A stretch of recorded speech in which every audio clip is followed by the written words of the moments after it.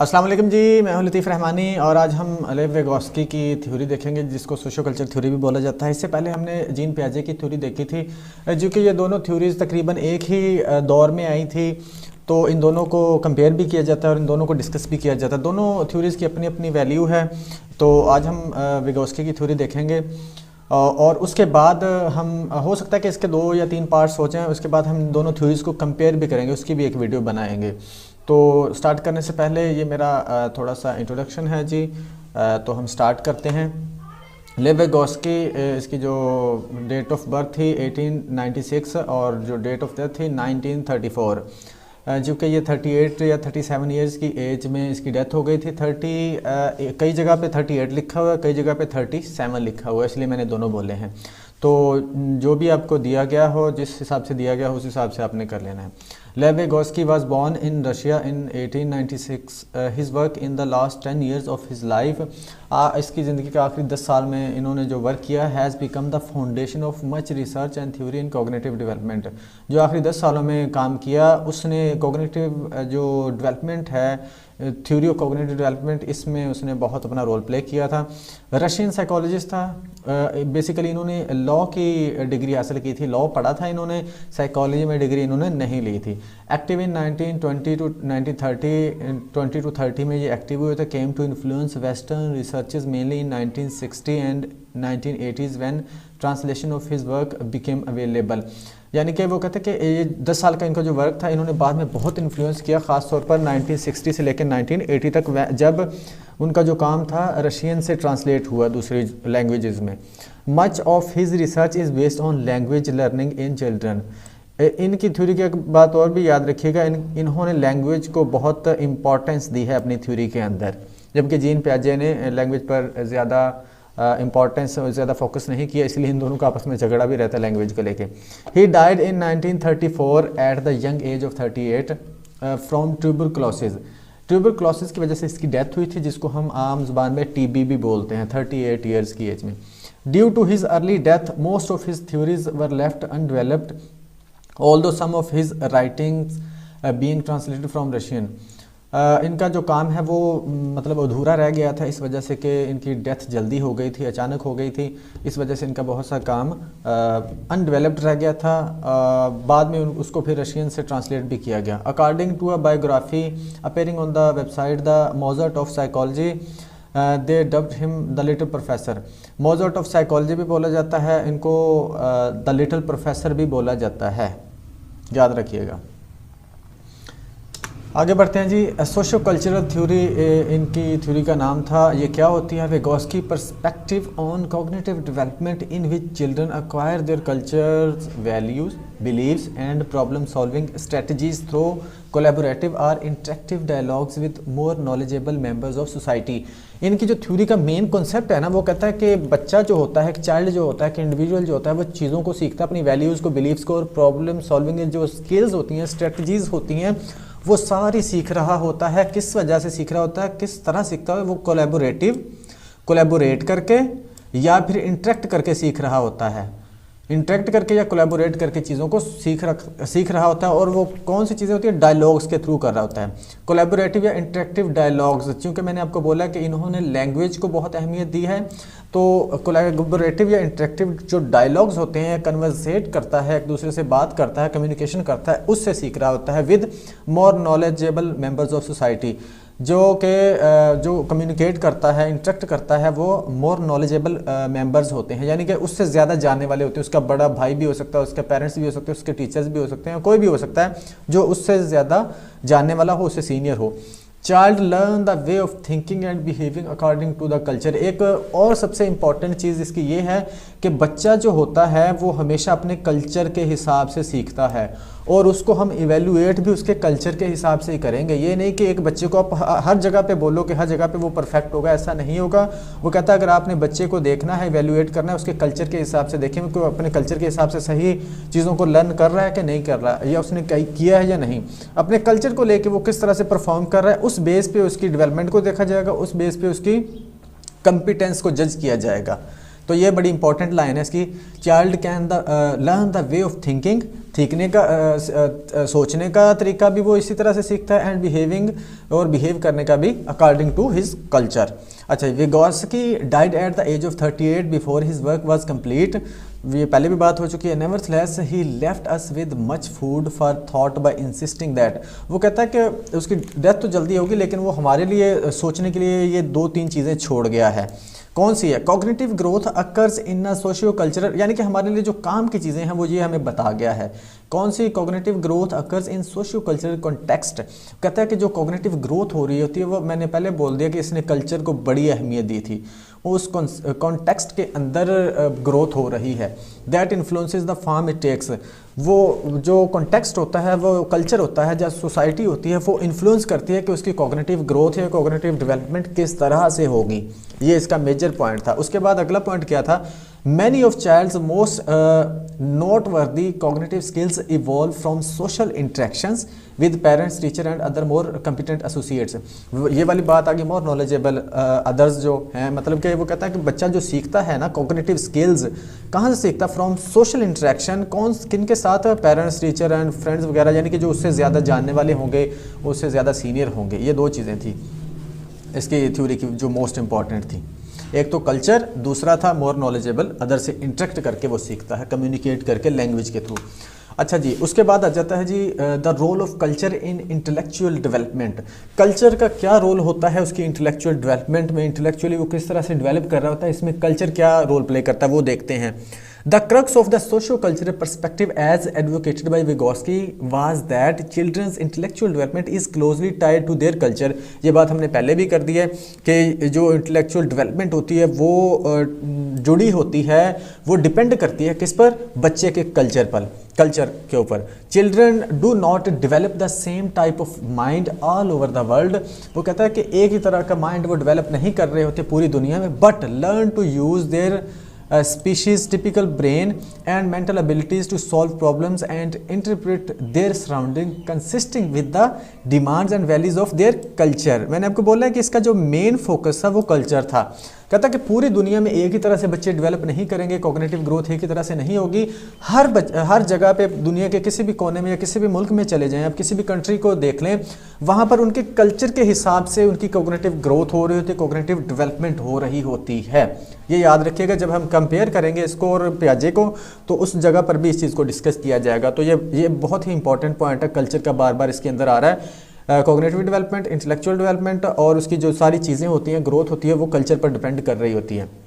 उसके बाद विगोस्की कहता है कि Vygotsky propose that we should evaluate development from the perspective of 4 interrelated levels in interaction with children's environment. वो कहता है कि हम जो है डेवलपमेंट को इवेलुएट कर सकते हैं कि उसकी डेवलपमेंट किस तरह से हो रही है, कैसे हो रही है, क्यों हो रही है, वो हम इवेलुएट कर सकते हैं। किसको? 4 लेवल्स को देख के। उसने 4 लेवल्स दिए थे जिनको देख के, जिनके इंटरेक्शन को देख के हम जिनको समझ कर हम देख सकते हैं कि बच्चे अपनी इन्वायरमेंट से किस तरह से इंटरेक्ट करके डेवलप कर रहे होते हैं। तो वो 4 लेवल्स कौन से होते हैं वो हम देख लेते हैं। अच्छा, एक बात याद रखिएगा, ये वाला जो लेक्चर है मैं यहाँ पर डिलीवर कर रहा हूँ, ये बहुत ही मेहनत के बाद, जो कि इसके कुछ कॉन्सेप्ट्स मेरे भी नहीं क्लियर थे, तो मैंने बहुत मेहनत करके बहुत टाइम लगा के इनके कॉन्सेप्ट्स क्लियर किए हैं। तो अगर आप लोग इन वीडियोज़ को, ये जो 1 या 2 वीडियोज़ बनेंगी, इनको अच्छे से देख लेते हैं, समझ लेते हो, आपको दोबारा से विगोस्की समझने की ज़रूरत नहीं पड़ेगी इंशाल्लाह से। तो हम आगे बढ़ते हैं, 4 लेवल्स देखते हैं। ऑन्टोजेनिक डेवलपमेंट, ये पहला लेवल है, development of individual over his or her life time, कि बच्चा जो लाइफ टाइम में उसकी डेवलपमेंट होती है वो किस तरह से हो रही होती है। इस पीरियड को, इस चीज़ को समझना ऑन्टोजेनिक डेवलपमेंट बोला जाता है। उसके बाद है माइक्रोजेनेटिक डेवलपमेंट। माइक्रोजेनेटिक डेवलपमेंट क्या होता है? Changes that occur over relatively brief periods of time, यानी कि सेकेंड्स, मिनट्स और डेज। वो कहता है कि शॉर्ट पीरियड्स ऑफ टाइम में जो डेवलपमेंट हो रही होती है, टाइम टू टाइम देखना, उसको ऑब्जर्व करना, उसको बोलेंगे माइक्रोजेनेटिक, यानी कि सेकंड्स में हो रही है, मिनट्स में हो रही है या डेज में हो रही है। ऊपर वाले में जो लाइफ टाइम बोला था, इसमें उसने शॉर्ट पीरियड्स ऑफ टाइम बोल दिया। As opposed to large scale changes as conventionally studied in ontogenetic development. जैसे कि वो कहता है उस ऊपर वाले के उलट है, उसमें क्या होता है कि देखा जाता है कि लार्ज स्केल पर उसके में क्या चेंजेस आ रहे होते हैं, यानी कि अगर देखा जाता है कि एक लंबे पीरियड के बाद उसमें क्या चेंजेस आ रहे हैं। इसमें वो कहता है देखा जाएगा कि सेकंड्स, मिनट्स या डेज़ के बाद उसमें क्या चेंजेस आ रहे हैं। उसमें देखा जाएगा लार्ज स्केल में, इसमें देखा जाएगा शॉर्ट पीरियड्स ऑफ टाइम में। अच्छा, फिलोजेनेटिक डेवलपमेंट, इसमें डेवलपमेंट ओवर एवोल्यूशनरी टाइम, किसी चीज़ का इवॉल्व करना, किसी चीज़ की एवोल्यूशन होना, ये होता है कि कोई ग्रुप या कोई स्पीशीज़ किस तरह से स्टेजेस वाइज डेवलप करती है, उसको एवोल्यूशनरी टाइम बोला जाता है। तो जब इस तरह से देखा जाएगा कि चूँकि हम इंसानों की बात करें तो इंसानों को अगर देखा जाएगा तो कि वो किस तरह से बेसिकली ग्रो करते हैं, किस तरह से वो डेवलप होते हैं, तो उस चीज़ को समझ के इन चीज़ों को लेके चलना। अच्छा, socio historical development, changes that have occurred one's culture, वो चेंजेस जो अकर हो रहे होते हैं किसके कल्चर में, and the values, norms and technology such a history has generated, यानी कि किसी भी कल्चर को देख रहा कि उसमें किस तरह से चेंजेस आ रहे हैं, यानी कि उनकी वैल्यूज़, नॉर्म्स और टेक्नोलॉजीज़ किस तरह से डेवलप हो रही है या किस तरह से डेवलप हुई थी, उन सब चीज़ों को समझना, इन सब चीज़ों को समझ कर इसकी डेवलपमेंट को देखना। तो ये 4 लेवल थे जिनको देख कर समझ कर हम डेवलपमेंट को इवेलुएट कर सकते हैं बच्चे की। आगे बढ़ते हैं जी। आगे है फिर एक और टॉपिक है टूल्स ऑफ इंटेलेक्चुअल डेवलपमेंट। ये क्या होता है देखते हैं। Vygotsky's terms for methods of thinking and problem solving strategies that children internalize from their interactions with more competent members of society. वो कहता है कि ये विगोस्की ने एक टर्म दी थी, इसमें कहता है कि ये मेथड्स होते हैं किसके, of thinking and problem solving strategies. Thinking और प्रॉब्लम सॉल्विंग स्ट्रेटजीज के डिफरेंट मेथड्स होते हैं दैट, जो कि चिल्ड्रन क्या करते हैं, जिसमें क्या करते हैं चिल्ड्रन, या जिसके थ्रू क्या करते हैं, internalise from their interaction with more competent members of society. इसमें वो क्या करते हैं कि चीज़ों को इंटरनलाइज कर लेते हैं। जब वो सबसे पहले वो क्या करेंगे, इंटरेक्ट करेंगे सोसाइटी के साथ, कल्चर के साथ, उसके बाद वो वहाँ से इंफॉर्मेशन गेन करेंगे, उसको फिर इंटरनलाइज कर लेंगे, यानी कि वो समझ लेंगे, अपने माइंड में बिठा लेंगे, अपनी मेमोरी में बिठा लेंगे। ये वाली चीज़ है टूल्स ऑफ इंटेलेक्चुअल डेवलपमेंट, यानी कि बाहर से सीखे, कल्चर से सीखे, अपनी पर्सनैलिटी का उसको हिस्सा बना लेना, ये इंटेलेक्चुअल अडेप्टेशन कहलाएगा, याद रखिएगा। उसके बाद है Vygotsky propose that infants are born with the few elementary mental functions. इसने कुछ एलिमेंट्री मेंटल फंक्शंस भी दिए थे, जो कहता है कि इन्फेंट्स में बाय बर्थ मौजूद होते हैं। वो कौन कौन से होते हैं, अटेंशन, सेंसेशन, परसेप्शन और मेमोरी। ये 4 चीज़ें वो कहता है बच्चे जब बॉर्न होता है, जब पैदा होता है, तो ये 4 चीज़ें उसके अंदर मौजूद होती हैं। इसको एलिमेंट्री मेंटल फंक्शंस भी बोला जाता है। अच्छा, ये क्या करते हैं, that are eventually transformed by the culture into new and more sophisticated high mental functions, take memory for example. ये वाला जब यूज़ कर इन फंक्शंस को, एलिमेंट्री फंक्शंस को यूज़ करते हुए वो सोसाइटी को समझता है और मोर कम्प्लेक्स या हाई मेंटल फंक्शंस परफॉर्म करना शुरू कर देता है। जैसे उसने मेमोरी की एग्जांपल दी है, कहता फॉर एग्जांपल मेमोरी एक हायर मेंटल फंक्शन है, सॉरी। हाँ जी, नेक्स्ट क्या है, next tools of intellectual development. ये बेसिकली क्या है, इंटेलेक्चुअल डेवलपमेंट क्या होती है, टेक्निक ऑफ थिंकिंग, लर्निंग और recalling of a problem solving method which kids internalise from their interplay with more competent members of society, यानी कि अपने से ज़्यादा सीनियर या नॉलेजेबल पर्सन से इंटरेक्ट करके चीज़ों को सीखते हैं, इन्फॉर्मेशन लेते हैं और उसको पर्सनैलिटी का हिस्सा बना लेते हैं। जैसे मैंने पहले बात की है इस पिछली स्लाइड में, all human beings are innately equipped with properties of the tool of intellectual development. वो कहता है all human beings are innately equipped with properties of tools of intellectual development. ये तमाम ह्यूमन बींग्स में होते हैं, ये जो चीज़ें चाहिए होती है ना इंटेलेक्चुअल डेवलपमेंट के लिए, जैसे हमने वो मेंटल फंक्शंस देखा है 4, वो हर ह्यूमन बींग के अंदर होते हैं। अच्छा जी, young children's early memorial capabilities are limited by biological constraints to the images and impressions they can produce.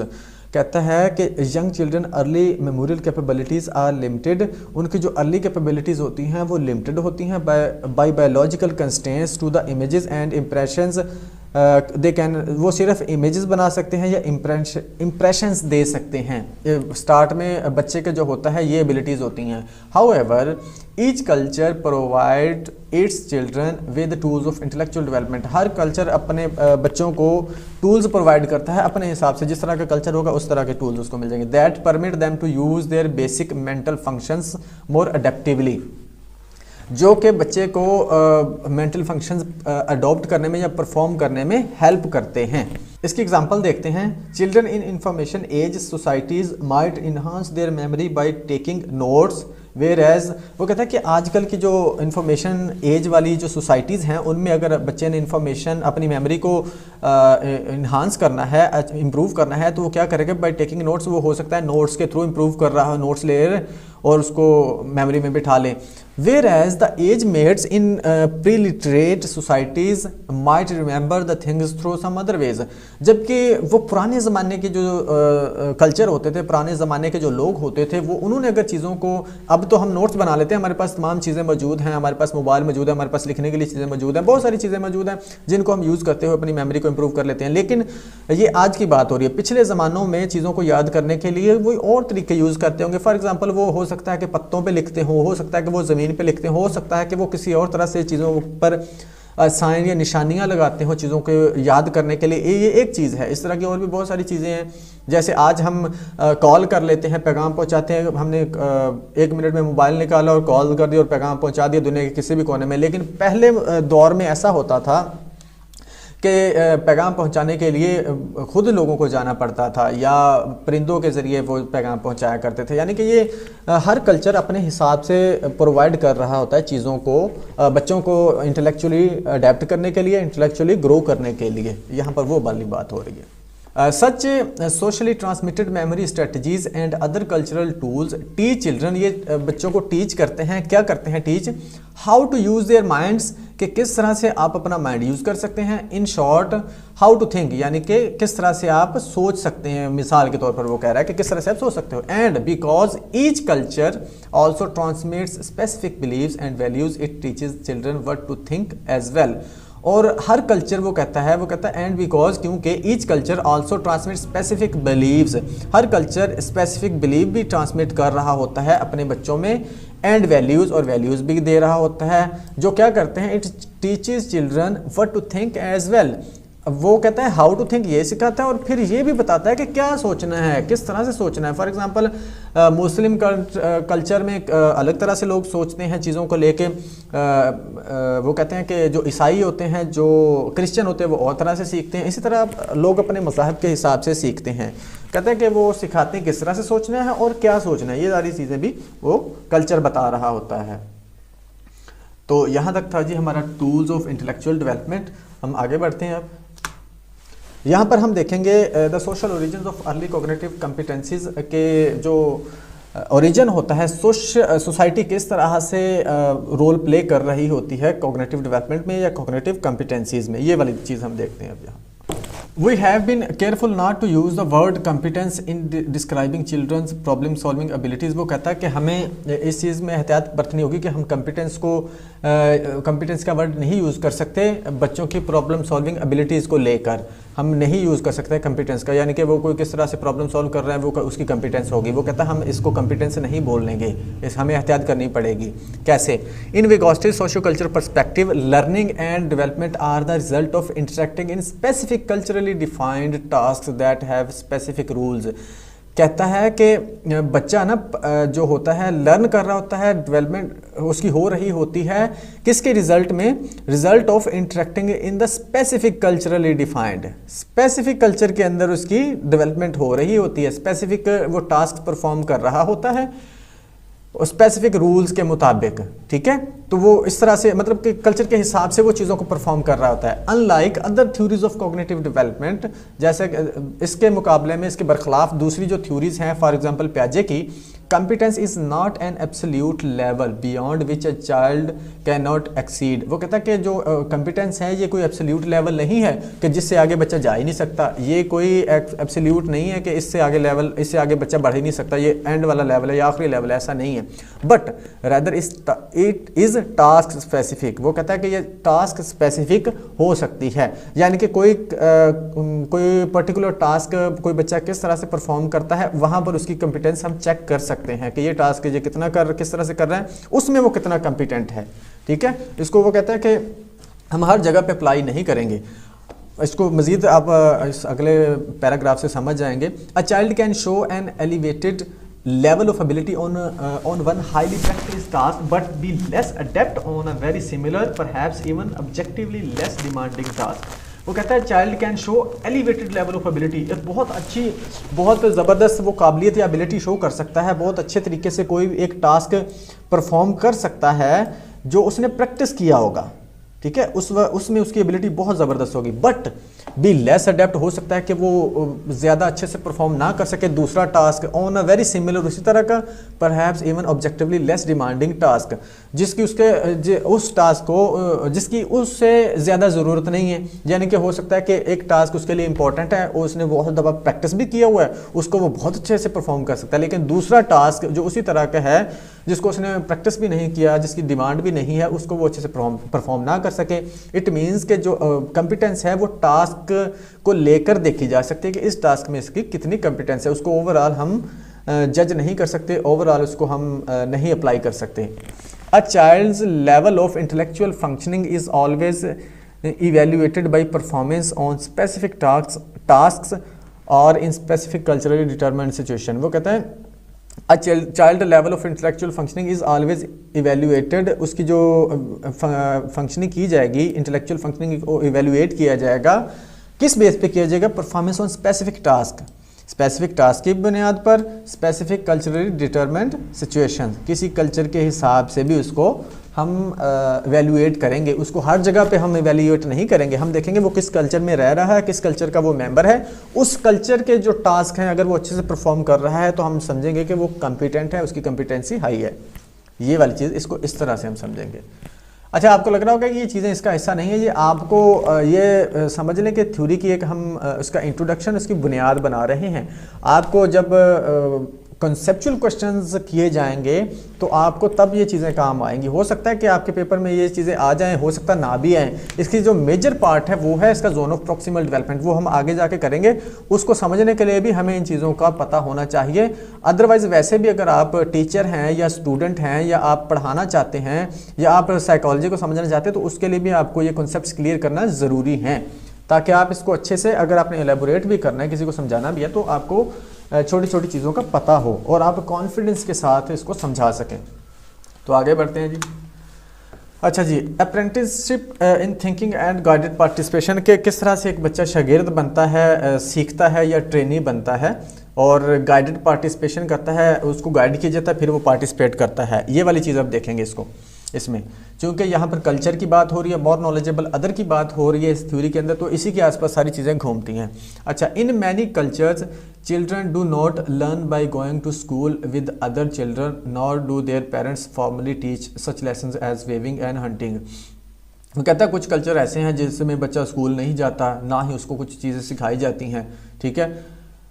मतलब कि बाज़ कल्चर्स ऐसे हैं ना जो पसमानदा इलाके हैं या जो बैकवर्ड एरियाज़ हैं, वहाँ पर तो बच्चे नहीं जाते ना स्कूल, तो वहाँ पर क्या होता है फिर, instead they learn through guided participation, वहाँ पर उनको गाइड किया जाता है, वो पार्टिसिपेट कर रहे होते हैं गाइडेंस के through, by actively participating in culturally relevant activities alongside more skilled partners who provide necessary aid and encouragement। वो कहते हैं फिर वो पार्टिसिपेट करते हैं किसी अपने से सीनियर बंदे के साथ मिलके, किसी सीनियर इंडिविजुअल के साथ या मोर नॉलेजेबल अदर के साथ मिलके वो पार्टिसिपेट करते हैं, जो उनको वो गाइड करता रहता है। इसको गाइडेड पार्टिसिपेशन बोलेंगे। इट इज़ इनफॉर्मल, ये इनफॉर्मल होती है क्या, अप्रेंटिसशिप इन थिंकिंग, ठीक है जी। उसके बाद गाइडेड पार्टिसिपेशन, इसकी डेफिनेशन बेसिकली आपने ऊपर समझ ही लिए, तो मैंने साथ लिख भी दी थी कि ताकि कोई कंफ्यूजन ना हो। Adult child interaction in which children's cognitions and modes of thinking are shaped as they participate with or observe adults engaged in culturally relevant activities। यानी कि किसी अडल्ट को देख के या किसी मोर नॉलेजेबल अदर को देख के वो चीज़ों को सीखता है, इसको गाइडेड पार्टिसिपेशन बोलते हैं। उसके बाद कॉन्टेक्स्ट, ये भी एक इंटरेस्टिंग इसकी टर्म है, कॉन्टेक्स्ट इंडिपेंडेंट लर्निंग। हमारे जो आसपास बहुत सारी चीज़ें होती हैं या हम बच्चों को बहुत सारी ऐसी चीज़ें सिखा रहे होते हैं जिनकी उनको उस वक्त ज़रूरत नहीं होती लेकिन बाद में ज़रूरत होती है, इसको बोलते हैं कॉन्टेक्स्ट इंडिपेंडेंट लर्निंग। इसको देखते हैं, पहले डेफिनेशन देख लेते हैं। Learning that has no immediate relevance to the present context, मौजूदा उसके वक़्त में उसको कोई ज़रूरत नहीं होती। As it done in modern schools acquiring knowledge for knowledge sake. जैसे वो कहता है स्कूलों के अंदर बच्चों को नॉलेज दिया जाता है, बच्चों को उस वक्त नॉलेज की ज़रूरत नहीं होती उस प्रेजेंट टाइम में, लेकिन उनको इल्म देने के लिए, उनको बताने के लिए, सिखाने के लिए वो सारी चीज़ें बताई जा रही होती हैं, उनको याद करवाई जा रही होती हैं। इसको बोलते हैं कॉन्टेक्स्ट इंडिपेंडेंट लर्निंग, जिसकी हमें फ्यूचर में हो सकता है ज़रूरत पड़ जाए, या हमें जनरल नॉलेज के लिए चीज़ें रखनी चाहिए ताकि हम, अच्छा ये जनरल नॉलेज जो होता है ना, ये भी हमारी इंटेलेक्चुअल और कॉग्निटिव डेवलपमेंट कर रहा होता है किसी तरह से। अगर हमें पता है कि हमारे आसपास क्या हो रहा है या हमारे आसपास क्या हो चुका है, हमारा जो माइंड है, हमारा जो ब्रेन है, हमारा जो इंटेलेक्चुअल एबिलिटीज़ हैं उसी तरह से ग्रो कर रही होती हैं, हमारी जो थॉट्स है, थिंकिंग एबिलिटी है, वो उसी तरह से ग्रो कर रही होती हैं। तो ये भी बड़ी इंपॉर्टेंट टर्म है तो छोटी सी, लेकिन ये बहुत इंपॉर्टेंट टर्म है, बहुत अहम रोल प्ले करती है हमारी डेवलपमेंट में। हमने विगोस्की की थ्योरी देखी है, इंट्रोडक्शन देखा है, एक बुनियाद बना ली, हमने एक बेस बना ली है इसको मज़ीद समझने के लिए और इसके जो मेजर कॉन्सेप्ट हैं उनको समझने के लिए। अब हम देखेंगे जो इसका एक और मेन कॉन्सेप्ट था लैंग्वेज के हवाले से, इसने लैंग्वेज को बहुत अहमियत दी थी। वो देखते हैं कि लैंग्वेज का क्या रोल है। The role of language in cognitive development from Vygotsky's view point, language plays 2 critical roles in cognitive development. 2 कहता है कि वो रोल प्ले कर रही होती है कॉग्निटिव डेवलपमेंट में। कौन कौन से? पहला है serving as a primary vehicle through which adults pass culturally valued modes of thinking and problem solving to their children. कहता है कि एक तो ये है कि ये प्राइमरी व्हीकल का रोल प्ले करती है, हमारे पास प्राइमरी सोर्स होता है थ्रू विच, जिसके थ्रू से अडल्ट क्या कर रहे होते हैं, पास कर रहे होते हैं अपनी वैल्यूज़ को या थिंकिंग या problem solving abilities to their children. हमने अगर बच्चों को कुछ समझाना हो तो हम बोल के समझाते हैं ना, लैंग्वेज के थ्रू ही समझा रहे होते हैं ना। तो इसने इस वजह से लैंग्वेज को बहुत इंपॉर्टेंस दी थी। जैसे अब मैं बोल रहा हूँ, एक लैंग्वेज है मेरी उर्दू या हिंदी, या बीच बीच में मैं इंग्लिश के वर्ड्स बोल रहा हूँ, तो ये एक सोर्स है ना आपके पास, आपको चीज़ दिखाने का या समझाने का या पहुँचाने का। अगर लैंग्वेज नहीं होगी तो हम किस तरह से सीख सकेंगे? अब आप सीख रहे हैं ना, मैं आपको पढ़ा रहा हूँ और आप समझ रहे हैं, चीज़ों को सीख रहे हैं। तो इसने यही बोला था कि जो अडल्ट होते हैं, जो हमारे सीनियर्स होते हैं, हमारे जो बड़े होते हैं या टीचर्स होते हैं, वो हमें एक लैंग्वेज के थ्रू ही सारी चीज़ें समझा रहे होते हैं। उसमें वैल्यूज़ होती हैं, नॉलेज होता है, थिंकिंग एबिलिटीज़ होती हैं, थिंकिंग के तरीके होते हैं, प्रॉब्लम सॉल्विंग स्ट्रेटजीज़ होती हैं, ये सारी लैंग्वेज के थ्रू ही हमें समझाई जा रही होती हैं। तो इसने इस वजह से भी बोला था कि ये प्राइमरी रोल प्ले करती है। उसके बाद eventually becoming one of the more powerful tools of intellectual adaptation in its own right. वो कहता है जो इंटेलेक्चुअल हमने अडेप्टेशन करनी होती है, उसके लिए भी इसको प्राइमरी टूल की हैसियत हासिल है, पावरफुल टूल की हैसियत हासिल है कि हमने चीज़ों को सोसाइटी से सीख के तो उसको अपनी पर्सनैलिटी का हिस्सा बनाना होता है। उसमें भी हमारी लैंग्वेज ही रोल प्ले कर रही होती है। हम चीज़ों को जो सीखते हैं तो उसको हम ट्रांसलेट कर रहे होते हैं अपने माइंड के अंदर, वो भी लैंग्वेज के थ्रू ही कर रहे होते हैं और उसको अपनी पर्सनैलिटी का हिस्सा बना रहे होते हैं, समझ के, वो भी लैंग्वेज के थ्रू ही समझ के हम पर्सनैलिटी का हिस्सा बना रहे होते हैं। तो इस तरह से इसने बोला था कि ये 2 बहुत ही इंपॉर्टेंट रोल्स प्ले करती है। एक तो चिल्ड्रन को कन्वे किया जाता है, दूसरा इंटेलेक्चुअल अडेप्टेशन में चिल्ड्रन खुद इसको यूज़ करते हैं। As it turns out, Vygotsky perspective on language and thought contrasts sharply with that of Piaget. Piaget और Vygotsky में इसी बात पर झगड़ा होता था। Piaget ने इसको ज़्यादा इंपॉर्टेंस नहीं दी थी लैंग्वेज को, जबकि Vygotsky ने इस पे बहुत ज़्यादा फोकस किया था। इसको हम देखेंगे जब हम इसको कंपेयर करेंगे इसके बाद वाली वीडियोज़ में इंशाल्लाह। आगे बढ़ते उसके बाद है Vygotsky's theory of language and thought, ये लैंग्वेज का ही पार्ट है। तो अच्छा जी, विगोस्की एग्रीड विद पियाजे that child's earliest thinking is pre linguistic and that early language often reflects what the child already knows. Vygotsky जो है वो पियाजे की इस बात से एग्री करता था, उसके साथ वो चीज़ों को रिलेट करता है। वो कहता है earliest thinking is pre linguistic, जो प्री लिंग्विस्टिक यानी कि बोलने से पहले की जो उसका दौर होता है, and that early language often reflects what the child already knows. वो कहता है कि बोलने से पहले वो जो चीज़ें कलेक्ट कर रहा होता है, अपनी मेमोरी का हिस्सा बना रहा होता है, जब पहली दफ़ा वो बोलता है ना, अर्ली लैंग्वेज जिसको बोला गया है, often reflects what the child already knows. वो कहता है वो उस चीज़ को रिफ्लेक्ट कर रहे होते हैं जो पहले से वो जानता है, यानी कि वो वही चीज़ें बयान करता है, वही चीज़ें बोलता है जो पहले से वो जान चुका होता है। इसको प्री लिंग्विस्टिक दौर के अंदर वो सेशन के अंदर वो समझ लेता है, यानी कि जब बच्चा बोल नहीं पाता तो उस वक्त भी वो चीज़ों को गैदर कर रहा होता है, इन्फॉर्मेशन को गैदर कर रहा होता है, अपनी मेमोरी का हिस्सा बना रहा होता है। तो जब वो पहली दफ़ा बोलता है तो वो वही चीज़ें बोलेगा जो पहले से वो जानता है, उसको पता है। अच्छा जी, however he argued that उसने आर्ग्यू किया था thought and language eventually merge. उसने इस पर आर्ग्यू किया था कि थॉट और लैंग्वेज आपस में मर्ज हो जाती हैं and that many of the non social utterances that पियाजे called egocentric actually illustrate the transition from the pre linguistic to verbal reasoning.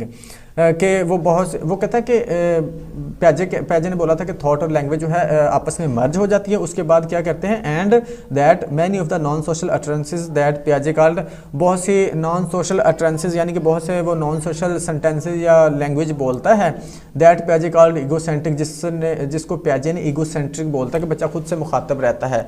ठीक है, एक्चुअली इलस्ट्रेट द, वो कहता है एक्चुअली इलस्ट्रेट कर रही होती है, वो बता रही होती है the transition from pre linguistic to verbal reasoning. यानी कि मैंने ऊपर बताया ना कि प्री लिंग्विस्टिक बोलने से पहले जो चीज़ें उसके पास होती हैं वो बाद में उसको वर्बली बता रहा होता है, यूज़ कर रहा होता है। यहाँ पर विगोस्की ने 3 टाइप्स की स्पीचेस बताई हैं। चूँकि इसने लैंग्वेज पर बहुत जोर दिया, बहुत फोकस किया और इसको बहुत ही इंपॉर्टेंट बोला है, तो 3 तरह की स्पीचेस इसने दी हैं। सबसे पहली है social speech. Social speech which is external communication used to talk to others. दूसरों के साथ वो कम्युनिकेट जो करता है, वो इंटरेक्ट जो करता है, उस जो कम्युनिकेशन को हम सोशल स्पीच बोलेंगे। दूसरों से बोल के बात करता है या वो अपनी हिसाब से बात करता है या जिस तरह से वो बात करने की कोशिश करता है, कम्युनिकेट करने की कोशिश करता है, उसको सोशल स्पीच बोला जाता है। Typically start from the age of 2, आमतौर पर यह 2 साल की एज में होती है। उसके बाद प्राइवेट स्पीच। अच्छा, सोशल स्पीच के बाद बच्चा कन्वर्ट हो जाता है प्राइवेट स्पीच में। उसकी जो सोशल स्पीच होती है वो कन्वर्ट हो जाती है प्राइवेट स्पीच में। ये कैसे, ये आगे जाकर समझते हैं। Vygotsky term for the subset of a child's verbal utterances that serve as self-communicative function and guide the child's thinking, which helps to accomplish their goals. First क्या होता है कि वो दूसरों से जब टॉक करता है उसके बाद क्या करता है, जब वो दूसरों से इंस्ट्रक्शंस ले लेता है, वो समझ लेता है चीज़ों को, उसके बाद वो जब कोई काम खुद करने लगता है तो फिर वो खुद से बातें कर रहा होता है। मतलब वो किसी को मुखातब नहीं करता, किसी को सुना नहीं रहा होता या किसी को बता नहीं रहा था या किसी से पूछ नहीं रहा था, खुद ही वो बात कर रहा होता है। इसकी आपको मैं वीडियो दिखाऊंगा थोड़ी देर बाद। वो वीडियो देखेंगे तो आपको समझ आ जाएगी कि एक बच्ची है जो ड्राइंग कर रही हो, साथ साथ बातें कर रही है खुद के साथ, उसको नहीं कोई परवाह कि किसी को सुनाई दे रही है या नहीं सुना दे रही, किसी से कम्युनिकेट नहीं कर रही। अच्छा, जो विगोस्की है इसने इस प्राइवेट को बहुत ज़्यादा इंपॉर्टेंस दी है। वो कहता है कि इसकी बहुत इंपॉर्टेंस होती है चूँकि ये वो कहते हैं यहाँ पर उसने बोला guides the child thinking which helps to accomplish their goals. ये वाली जो स्पीच होती है ये बहुत इंपॉर्टेंट होती है बच्चे के लिए, ये बहुत उसकी हेल्प कर रही होती है थिंकिंग में और उसके गोल अकम्प्लिश करने में। ये वाली प्राइवेट स्पीच होती है, typically from the age of 3 या 3 साल की एज में होती है। According to Vygotsky private speech is an important tool. इसने इसको बहुत इंपॉर्टेंस दी है। Used by pre school and young grade school children. ये वाले बच्चे इसको इस्तेमाल करते हैं किसके लिए? To plan and regulate their problem solving activities. इस प्राइवेट स्पीच को वो यूज़ कर रहे होते हैं प्लान करने के लिए या रेगुलेट करने के लिए अपनी प्रॉब्लम सॉल्विंग एबिलिटीज़ को। तो विगोस्की ने इसको बहुत ज़्यादा इंपॉर्टेंस दी है, तो इसको जहन में रखिएगा आप भी। अच्छा जी, उसके बाद आगे बढ़ते हैं। उसके बाद है जी इनर स्पीच। पहले सोशल स्पीच होगी, फिर वो कन्वर्ट होगी प्राइवेट स्पीच में, यानी कि बच्चा खुद ही बात कर रहा होता है, उसको वो बिना किसी मकसद के बात कर रहा होता है और वो उसके लिए बहुत हेल्पफुल होती है। इनर स्पीच में जब वो प्राइवेट स्पीच जब थोड़ा सा बच्चा और मैच्योर हो जाता है तो वो जो प्राइवेट स्पीच होती है वो इनर स्पीच में कन्वर्ट हो जाती है, यानी कि फिर बच्चा बोल कुछ नहीं रहा होता, वो माइंड के अंदर ही सारे चीज़ों को देख रहा होता है, माइंड के अंदर ही समझ रहा होता है, खुद को समझा रहा होता है। इसको इनर स्पीच बोला जाता है। Inner speech is a form of internalized, जो इंटरनलाइज होती है self directed dialogue, talking to oneself, खुद से ही बात करना होता है, सेल्फ डायरेक्टेड डायलॉग होता है और ये किसी को शो नहीं हो रही थी, खुद जैसे अब हम अपने माइंड के अंदर चीज़ों को सोच रहे होते हैं, डिस्कस कर रहे होते हैं या देख रहे होते हैं उसके मुख्तलिफ पहलुओं को, एस्पेक्ट्स को, तो वो हमारी इनर स्पीच होती है। टिपिकली फ्रॉम एज ऑफ 4, ये 4 साल की एज में आमतौर पर कहते होती है। तो ये 3 तरह की स्पीचेस को बहुत इंपॉर्टेंस दी थी। अब इससे रिलेटेड आप वीडियो देखिए, आपको पता चल गया प्राइवेट स्पीच होती क्या है। What color is the blue one in blue? This one's blue. So I color this one in blue. This one's also blue. I color whichever ones are blue in blue. And I color the pink ones in pink. This one is pink, so I color this one in pink. In school, It's kind of hot pink. तो आपने देखा कि video में बच्ची एक drawing कर रही है और ख़ुद से ही बातें करी जा रही है। अब प्याजे ने इस चीज़ को बहुत इंपॉर्टेंस दी है कि इसको बच्चे को ये प्राइवेट स्पीच बहुत हेल्प करती है अपना गोल अचीव करने में। अब वो खुद से बात कर रही है, इसके बाद ये करो, इसके बाद ये करो, इसके बाद ये करो, वो खुद को ही डायरेक्ट कर रही है और इस तरह से वो अपनी परफॉर्मेंस को बेहतर कर रही है। और प्याजे ने इसको बोला कि इस तरह से बच्ची की परफॉर्मेंस बेहतर होती है। ये एक और एग्जांपल है कि पज़ल के दौरान बच्चा जब पज़ल हल कर रहा होता है तो उस वक्त भी बात कर रहा होता है। अच्छा, अब इसको एक और चीज़ देखते हैं आगे। Cognitive self guidance system in Vygotsky theory the use of private speech to guide problem solving behaviour. वो प्रोसेस जिसके अंदर बच्चा प्राइवेट स्पीच को यूज़ कर रहा होता है प्रॉब्लम को सॉल्व करने के लिए, खुद को गाइड करता है प्रॉब्लम को सॉल्व करने के लिए। उसके बाद है which view point should we endorse. इन दोनों व्यू पॉइंट्स में से कौन सा हमें इंडोर्स करना चाहिए, किसको ज़्यादा इंपॉर्टेंस देनी चाहिए। कहते हैं जी contemporary research sides securely with Vygotsky's theory over that of प्याजे। प्याजे की थ्योरी से ज़्यादा इंपॉर्टेंस विगोस्की की थ्योरी को दी जाती है। जो कंटेम्प्रेरी साइकोलॉजिस्ट है, जो मौजूदा साइकोलॉजिस्ट या थ्योरिस्ट हैं, वो विगोस्की को ज़्यादा इंपॉर्टेंस देते हैं। It seems that social speech that occurs during guided learning episodes the conversation between Tania and her father as they work jointly on a puzzle. अब वो कहता है सोशल स्पीच उस वक्त होती है जब गाइडेड लर्निंग हो रही होती है, गाइडेड लर्निंग हो रही होती है। यहाँ पर उसने एक एग्जांपल दी थी तानिया और एंड हर फादर। ये एक एग्जांपल थी कि बच्ची ना पजल सॉल्व कर रही होती तो उसका फादर पास बैठा उसको गाइड कर रहा होता है, ये उन्होंने एग्जांपल दिया। अच्छा, अब क्या करता है, gives rise too much of the private speech. जब वो गाइडेंस ले लेती है, जब वो इंस्ट्रक्शंस ले लेती है, उसके बाद जब वो खुद हल करने की कोशिश करती है तो फिर वो प्राइवेट स्पीच में बदल जाती है। उसकी जो इंस्ट्रक्शंस होती हैं ना, Tanya's talking aloud as she tries to work the puzzle on her own. जैसे हमने ऊपर भी बात की कि पहले सोशल स्पीच होगी, ये फादर और डॉटर के दरम्यान में सोशल स्पीच हो रही है, उसके बाद वो स्पीच प्राइवेट स्पीच में चेंज हो जाती है जब वो अकेले में काम करती है। उसके बाद क्या होगा, फिर ये वो इनर स्पीच में चेंज होती है जब बच्चा थोड़ा सा और मैच्योर हो जाता है। That pre school children display, कहते हैं वो वाली स्पीच है जो प्री स्कूल चिल्ड्रन डिस्प्ले कर रहे होते हैं, जिसकी आपने वीडियो भी देखी है। Also consistent with claims, Vygotsky's claims, children rely more heavily on private speech. बच्चे जो होते हैं इस पर रिलाई कर रहे होते हैं प्राइवेट स्पीच पर when facing difficult rather than easy tasks and deciding how to proceed after making errors. जब उनको कोई डिफ़िकल्ट टास्क परफॉर्म करना होता है उस वक्त ये इस पर ज़्यादा रिलाई कर रहे होते हैं, इस पर ज़्यादा डिपेंडेंट होते हैं स्पीच पर, और ये हेल्प भी करती है उनको। And their performance often improves after using self instruction. वो कहता है कि उनकी जो परफॉर्मेंस होती है वो ऑफन अक्सर वो इम्प्रूव हो जाती है खुद को जब वो डायरेक्ट करते हैं, यानी कि प्राइवेट स्पीच जब वो यूज़ कर रहे होते हैं। उसके बाद furthermore it is the brighter preschool children who rely most heavily on private speech. वो कहते हैं कि it is the brighter preschool children, वो ब्राइटर स्टूडेंट होते हैं जो इसको यूज़ करते हैं। Finding that links this self talk to cognitive competence rather than the cognitive immaturity. यहाँ पर एक और चीज़ है कि विगोस्की कहता है कि ये जो प्राइवेट स्पीच है ये कॉज करती है, ये वजह बनती है किसकी, कॉग्निटिव कॉम्पिटेंसी। इसकी वजह से कॉग्निटिव कॉम्पिटेंस डेवलप होती है, जबकि इस प्राइवेट स्पीच को प्याजे ने कॉग्निटिव इमेच्योरिटी बोल दिया था कि ये कॉग्निटिव इमेच्योरिटी है। दैट प्याजे क्लेम्ड इट रिप्रेजेंट, यानी कि प्याजे ने जो इसको बोला था, इसको इगोसेंट्रिज्म भी बोला था उसने। फाइनली प्राइवेट, अब यहाँ पर डिफरेंस आ रहा है प्याजे और विगोस्की में, जे हम इसको जब कंपेयर करेंगे इसकी नेक्स्ट वीडियोस में तो वहाँ पर इसको क्लियर कर देंगे। Finally private speech does eventually go underground, जैसे मैंने ऊपर बताया कि पहले सोशल स्पीच, फिर प्राइवेट स्पीच, उसके बाद फिर इनर स्पीच हो जाती है। Progressing from words and phrases to whispers and mutterings to inner speech, फिर वो इनर स्पीच में चेंज हो जाती है। Although it persist on problem solving task into adolescence even though such speech is not associated with the improved task performance. वो कहता है कि जो प्राइवेट स्पीच होती है वो परसिस्ट कर रही होती है एडोलेसेंस के अंदर भी, लेकिन ये परफॉर्मेंस पर इम्प्रूव एसोसिएट नहीं कर रही होती परफॉर्मेंस को। So private speech does appear to be an important tool in intellectual adaptation. Private speech होती है, वो कहता है कि ये एक अहम टूल है, इंपॉर्टेंट टूल है, किसके लिए? For intellectual development, adaptation. ये इसकी डेफिनेशन हमने ऊपर भी पढ़ ली है। This theory is best understood when studied in the cultural and social context in which it occurs.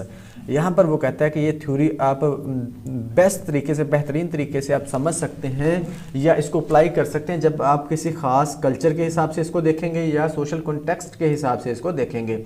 इसको जनरली आप अप्लाई नहीं कर सकते। आप जब भी इसको अप्लाई करोगे या जब भी इसको देख के चीज़ों को स्टडी करोगे तो आपने उस कल्चर के हिसाब से स्टडी करना है, उस सोशल कॉन्टेक्स्ट के हिसाब से इसको स्टडी करना है, फिर ही आप इसको सही से समझ सकेंगे। क्योंकि आपने ऊपर बात की थी कि बच्चा अपने कल्चर या अपने सोशल इन्वायरमेंट के हिसाब से, कॉन्टेक्स्ट के हिसाब से चीज़ों को लर्न करता है और उसी में उसकी कॉग्निटिव एबिलिटी, कॉग्निटिव डेवलपमेंट या कॉग्निटिव कॉम्पिटेंस देखी जाएगी उसके कल्चर के हिसाब से। तो ये था जी लैंग्वेज डेवलपमेंट और role of language in cognitive development Vygotsky की थ्योरी में। तो ये सेकंड पार्ट था। उसके बाद इस थ्योरी का मोस्ट इम्पॉर्टेंट पार्ट हम देखेंगे जिसको जोन ऑफ प्रॉक्सिमल डेवलपमेंट बोला जाता है। उसका कॉन्सेप्ट आपका इंशाल्लाह इस तरह से क्लियर होगा कि दोबारा आपको उस कॉन्सेप्ट को क्लियर करने की ज़रूरत नहीं रहेगी। अब इसका मोस्ट इम्पॉर्टेंट जो पार्ट है जोन ऑफ प्रॉक्सिमल डेवलपमेंट, इसको हम देखेंगे। तो इसको समझने से पहले एक स्टोरी मैं आपको सुनाता हूँ। मेरा एक दोस्त था, उसने स्कूल बनाया था अपना एक। तो पहले उसका स्कूल मतलब कि एजुकेशन की फील्ड में उसका एक्सपीरियंस नहीं था। तो अच्छा, ये स्टोरी मैं सुनाता हूँ, इसको रिलेट करेंगे हम अपने इस जोन ऑफ प्रॉक्सिमल डेवलपमेंट से। तो इसको ध्यान से सुनिएगा। मेरा दोस्त, उसने स्कूल बनाया, वो पहले एजुकेशन के शोबे से ज़्यादा उसका कोई वास्ता नहीं पड़ा था, तो इसको एक्सपीरियंस नहीं था। अच्छा, जब उसने स्कूल बनाया तो वो ना उसको सही से मैनेज नहीं कर पा रहा था स्टार्ट में ना। तो उसको पता था कि मैं साइकोलॉजी का स्टूडेंट हूँ, मैं पढ़ाता हूँ। तो उसने मुझे कॉल की एक दिन और मुझे बोला कि मुझे थोड़ी सी ना परेशानी है, तो मेरे ना प्रॉब्लम हो रही है स्कूल में बच्चों को, एक क्लास को लेके ना, तो वो ज़रा आप आना स्कूल और देखना क्या प्रॉब्लम आ रही है। तो अच्छा, मैं चला गया जी। मैंने जाके देखा, मैंने कहा मुझे ना बताएं प्रॉब्लम क्या हो रही है। उन्होंने बताया कि टीचर जब बच्चों को समझाती है या कुछ काम करवाती है तो बच्चे पिक नहीं कर पाते। अब यहाँ पर हमें नहीं समझ आ रही कि बच्चों को मसला है या टीचर को कोई प्रॉब्लम है, हमें नहीं समझ आ रही। हालांकि बाकी स्कूलों में ऐसा कभी नहीं सुनने में आया। अच्छा, तो मैं थोड़ा समझ गया था। मैंने फिर बोला कि मुझे बच्चों की एज बताएं, उसके बाद मुझे टीचर की क्वालिफ़िकेशन बताएं, उसके बाद मुझे वो जो सिलेबस आप पढ़ा रहे हैं वो मुझे लेके मेरे सामने मुझे दिखाएं। अच्छा, जब वो टीचर की क्वालिफ़िकेशन भी ठीक थी, बच्चों की एज भी मैं समझ गया था कितनी है, और जब मेरे सामने सिलेबस आया ना, तो मैंने देखा कि बच्चों की जो एज है ना, उस एज से बड़ा, उस एज से डिफ़िकल्ट सिलेबस था जो बच्चों को पढ़ाया जा रहा था या बच्चों को पढ़ाने की कोशिश की जा रही थी। मैं समझ गया कि प्रॉब्लम क्या है। मैंने उनको बताया कि आप बच्चों को ये जो सिलेबस पढ़ा रहे हैं, ये उनकी कॉग्निटिव डेवलपमेंट, उनकी कॉग्निटिव एबिलिटी से ज़्यादा डिफ़िकल्ट है। उनकी एबिलिटी के हिसाब से ये सिलेबस नहीं है, बल्कि डिफ़िकल्ट सिलेबस है। इसी वजह से बच्चे पिक नहीं कर पा रहे थे। ना बच्चों में प्रॉब्लम है या टीचर में प्रॉब्लम है। प्रॉब्लम आपके सिलेबस में है। आपने बच्चों को मुश्किल सिलेबस दिया हुआ है, आप सिलेबस बच्चों के लिए आसान करें, उनकी एज के हिसाब से, उनकी क्लास के हिसाब से सिलेबस को बनाएं और फिर बच्चों को पढ़ाएं, फिर ही सही आपका काम चल सकेगा। तो खैर, थोड़े दिनों बाद उन्होंने समझ ली मेरी बात। थोड़े दिनों बाद मुझे कॉल आई और उन्होंने बोला कि जी आपकी बात ठीक थी, अब हमारे बच्चे जो हैं ठीक है, नॉर्मली वो पढ़ रहे हैं और बड़ा अच्छा जा रहा है सारा कुछ। तो इस स्टोरी को याद रखिएगा और हम इसको रिलेट करेंगे अपने इस जोन ऑफ प्रॉक्सिमल डेवलपमेंट से। तो पढ़ते हैं जी। अच्छा जी, जोन ऑफ प्रॉक्सिमल डेवलपमेंट को समझने से पहले हमने इन दो टर्म्स को समझना है। इन टर्म्स को समझ लिया तो समझ लो आपने जोन ऑफ प्रॉक्सिमल डेवलपमेंट को समझ लिया। इन दो टर्म्स में ही ज़्यादा डाउट होता है। अच्छा जी, एक है एक्चुअल डेवलपमेंट, इसको समझेंगे। एबिलिटी टू लर्न और solve the problem independently is called actual development. बच्चे की एक वो डेवलपमेंट होती है जिसके अंदर वो क्या करता है, उसमें एबिलिटी होती है लर्न करने की या प्रॉब्लम को सॉल्व करने की इंडिपेंडेंटली। बच्चे की वो एबिलिटी जिसमें वो क्या करता है, खुद से लर्न कर सकता है चीज़ों को या प्रॉब्लम को सॉल्व कर सकता है, इसको बोलेंगे एक्चुअल डेवलपमेंट। यानी कि एक्चुअली वो कितना सीख सकता है या वो कितना सीख चुका है, इस तरह समझ लें कि वो कितना पहले से सीख चुका है।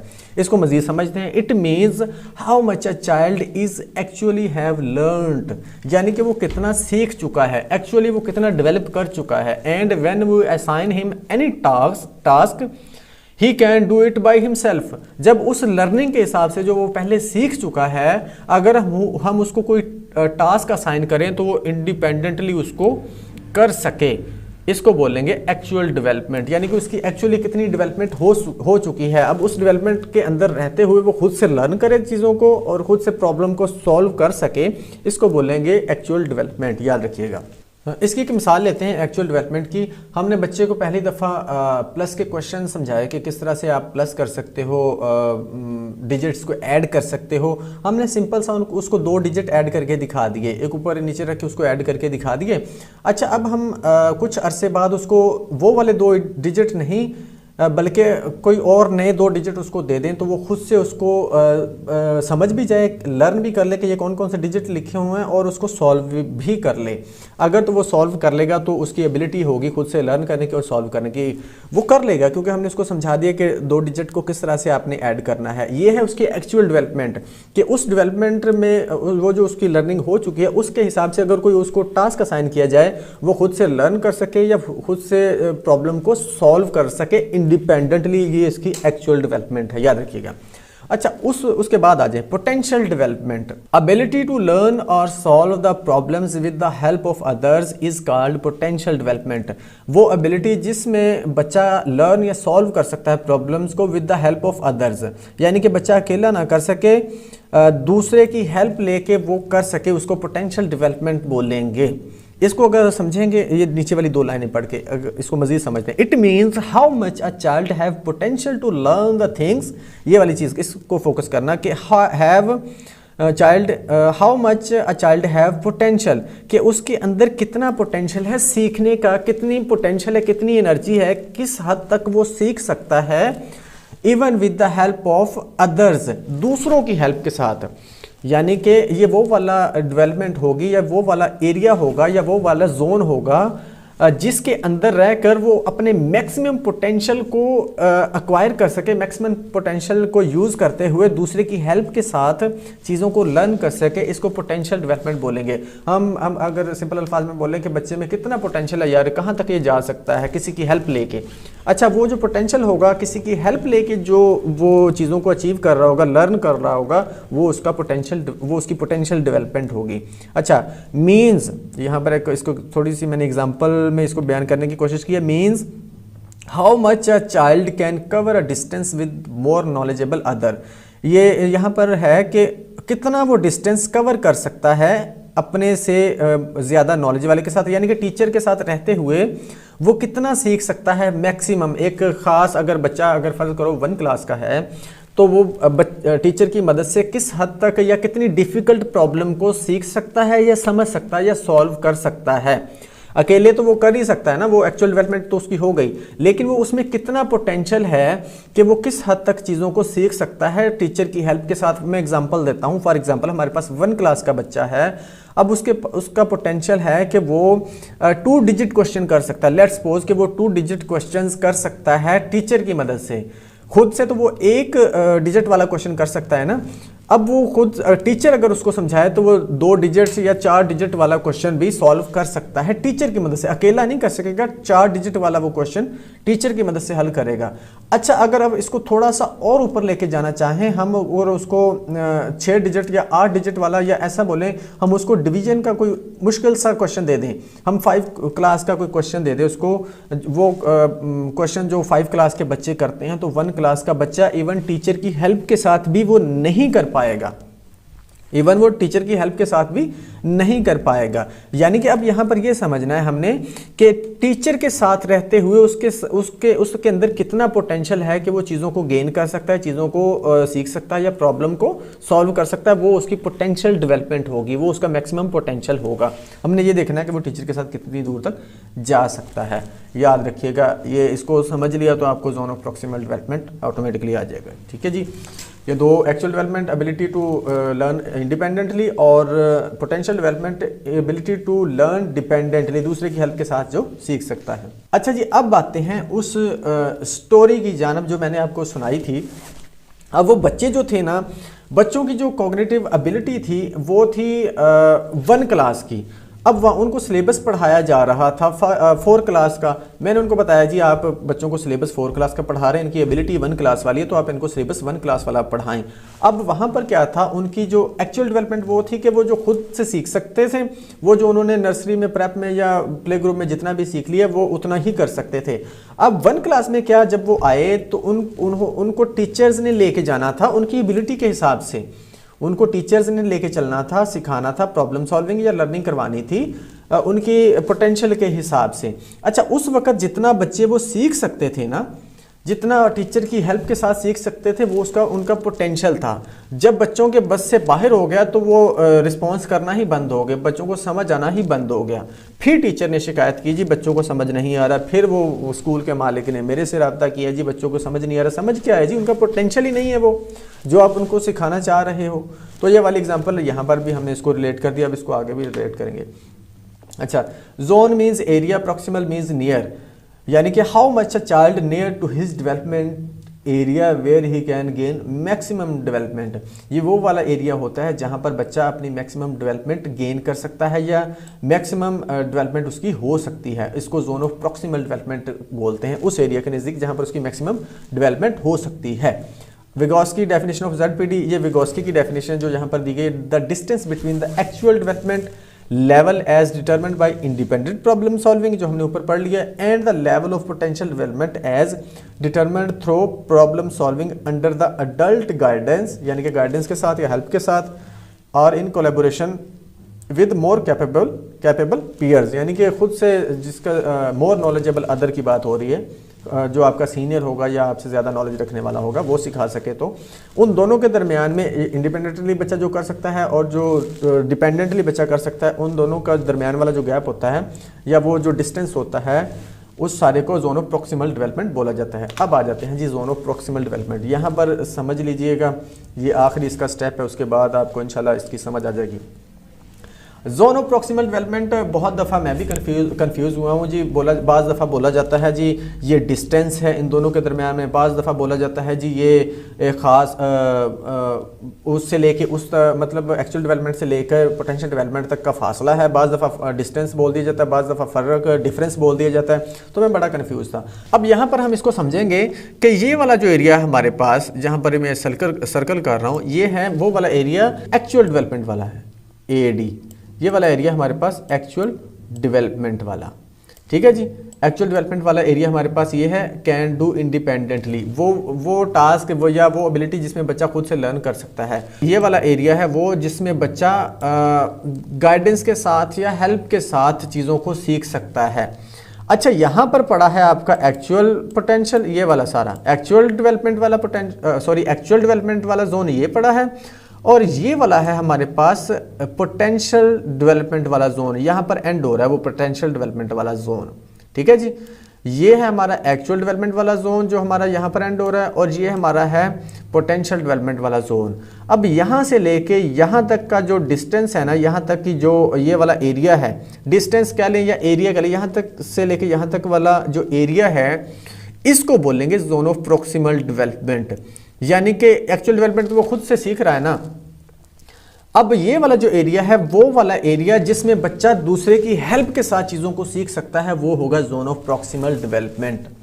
जोन ऑफ प्रॉक्सिमल डेवलपमेंट इसलिए इसको बोला जाता है एक्चुअल डेवलपमेंट और पोटेंशियल डेवलपमेंट। ये है पोटेंशियल डेवलपमेंट का एरिया, यहाँ एंड हो रहा है, और ये है एक्चुअल डेवलपमेंट का। इन दोनों का डिफरेंस इसीलिए बोला जाता है कि इन डिफरेंस के दरमियान या इन दोनों के दरमियान में जो एरिया है उसको जोन ऑफ प्रॉक्सिमल डेवलपमेंट बोला जाता है। एक और जगह पर अगर इसको और तरीके से समझे तो वो एरिया जहाँ पर बच्चा किसी की हेल्प के साथ भी ना चीज़ों को सीख सके, वो एरिया जहाँ पर बच्चा किसी की हेल्प के साथ भी चीज़ों को ना सीख सके, वो एरिया और एक्चुअल डेवलपमेंट के दरमियान वाला एरिया सारा जोन ऑफ प्रॉक्सिमल डेवलपमेंट कहलाता है। इसको इस तरह भी समझा जा सकता है, एक्चुअल डेवलपमेंट या पोटेंशियल डेवलपमेंट के दरमियान वाला एरिया, या एक्चुअल डेवलपमेंट से लेके या वो एरिया जहाँ पर वो इंडिपेंडेंटली कर सकता है, या वो एरिया जहाँ वो डिपेंडेंटली भी कुछ नहीं कर पाता, उन दोनों के दरमियान वाला जो एरिया होता है जिसको पोटेंशियल डेवलपमेंट वाला एरिया बोला जाता है, वो जोन ऑफ प्रॉक्सिमल डेवलपमेंट बोला जाता है। मिसाल के तौर पर हमने वो स्टोरी जो सुनाई थी आपको बच्चों वाली,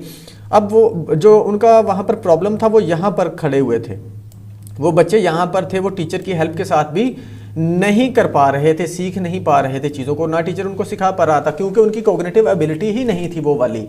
तो यहाँ पर उनको प्रॉब्लम आ रही थी, यानी कि उनका जो जोन था वो जोन से बाहर निकल गए थे, टीचर उनके जोन से ही बाहर निकल चुका था, इसलिए वो उनको समझ नहीं आ रही थी। ठीक है, ये वो वाला जोन जिसमें बच्चा गाइडेंस के साथ भी कुछ नहीं सीख पा रहा है, वो और एक्चुअल डेवलपमेंट के दरमियान वाला जो जोन होता है उसको जोन ऑफ प्रोक्सिमल डेवलपमेंट, या फिर एक्चुअल डेवलपमेंट का ये वाला जोन और पोटेंशियल डेवलपमेंट का ये वाला जोन, इसके दरमियान का जो एरिया या डिस्टेंस, एरिया भी बोल देते हैं कई जगह पे और कई जगह पे डिस्टेंस भी बोलते हैं, इसको जोन ऑफ प्रोक्सिमल डेवलपमेंट बोला जाता है, जिसमें वो अपने से किसी सीनियर की या ज़्यादा नॉलेजेबल अदर से हेल्प लेकर चीज़ों को सीखता है, उसको जोन ऑफ प्रोक्सिमल डेवलपमेंट बोलते हैं। उम्मीद है कि आपको चीज़ों की समझ आ गई होगी। अब आगे बढ़ते हैं जी। जोन ऑफ प्रोक्सिमल डेवलपमेंट ये हमने देख लिया है, इसकी डेफिनेशन। उसके बाद स्कैफोल्डिंग, इसकी एक और इंपॉर्टेंट टर्म होती है, process by which an expert when instruction are novice, novice होता है नए सीखने वाला, responds contingently to the novice behaviour in a learning situation so that the novice gradually increases his or her understanding of a problem. यानी कि आपका जो मोर knowledgeable other या आपका सीनियर या आपका टीचर आपकी जो हेल्प कर रहा होता है, उस हेल्प के प्रोसेस को बोलते हैं स्कैफोल्डिंग।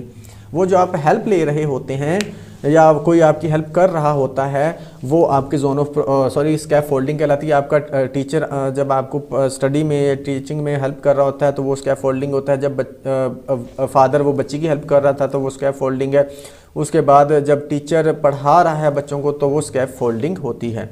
अच्छा, स्कैफोल्डिंग के बारे में एक इंटरेस्टिंग चीज़ ये है कि जेरम ब्रोनर थे, इन्होंने ये वाली टर्म दी थी, थ्योरी ऑफ स्कैफोल्डिंग। अब ये ना कुछ लोग समझते हैं कि ये विगोस्की की टर्म है, ये विगोस्की की टर्म नहीं है, तो मुझे इंपॉर्टेंट लगी इसलिए मैं यहाँ पर बता रहा हूँ कि theory of scaffolding theory was first introduced in late 1950s by Jerome Bruner. Jerome Bruner ये दी थी, कॉग्निटिव साइकोलॉजिस्ट थे। He use the term to describe young children's oral language acquisition, oral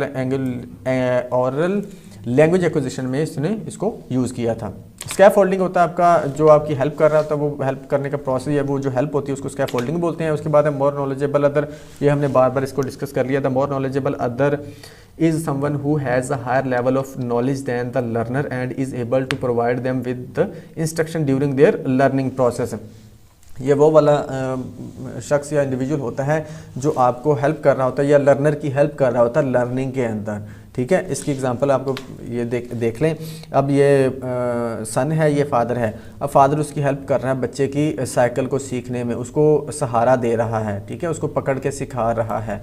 ये स्कैफोल्डिंग हो रही है। और ये जो फादर साहब हैं ये है मोर नॉलेजेबल अदर। अब फादर साहब को पता है, फादर को पता है कि किस तरह से साइकिल सीखी जाती है, जब बच्चों को सिखाई जाती है वो सिखा रहे हैं, स्कैफोल्डिंग उसको प्रोवाइड कर रहे हैं। ठीक है, तो बच्चा सीख रहा है। अच्छा, ये होता है कि जब बच्चा सीख जाता है उसके बाद स्कैफोल्डिंग को रिमूव कर दिया जाता है, हटा दिया जाता है, मतलब बच्चे को सहारा या गाइड करना छोड़ दिया जाता है, बच्चा खुद ही सीख लेता है, इस काबिल हो जाता है, इतनी उसमें एबिलिटी पैदा हो चुकी होती है, डेवलप हो चुकी होती है कि वो खुद से कर सके। ये एक और एग्जांपल है टीचर की कि टीचर बच्चों को स्कैफोल्डिंग कर रहा है, सिखा रहा है, स्टडी के अंदर उसको उनकी हेल्प कर रहा है। तो ये था जी हमारा जोन ऑफ प्रॉक्सिमल डेवलपमेंट। उम्मीद है कि आपको समझ आ गई होगी। तो अब हम इनका वो कंपैरिजन देखेंगे जीन पियाजे का और विगोस्की का, कि किस तरह से एक दूसरे के साथ वो एक दूसरे से डिफ़र